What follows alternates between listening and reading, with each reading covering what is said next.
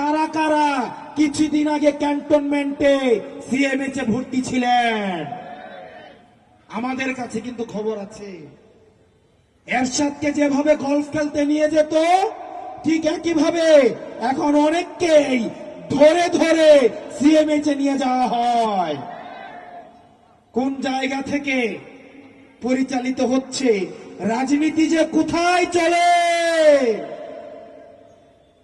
প্রিয় নড়াইলবাসী, আপনারা আমাদের সাথে থাকবেন।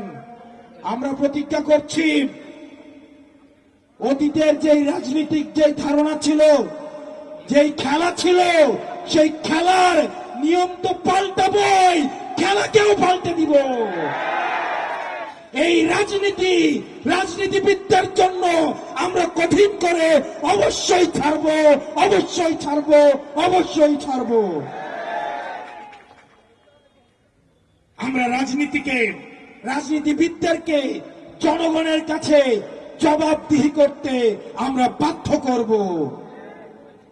রাষ্ট্রের প্রতিষ্ঠানগুলোকে আমরা জবাবদিহি করতে বাধ্য করব।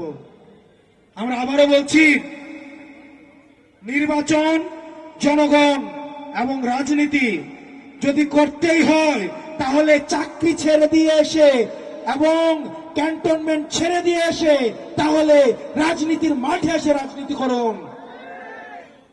গলফ খেলিয়ে, হসপিটালে ভর্তি করিয়ে যারা রাজনীতিতে যারা ইন্টারফেয়ার করার চেষ্টা করছেন, আপনারা ফাউল করছেন।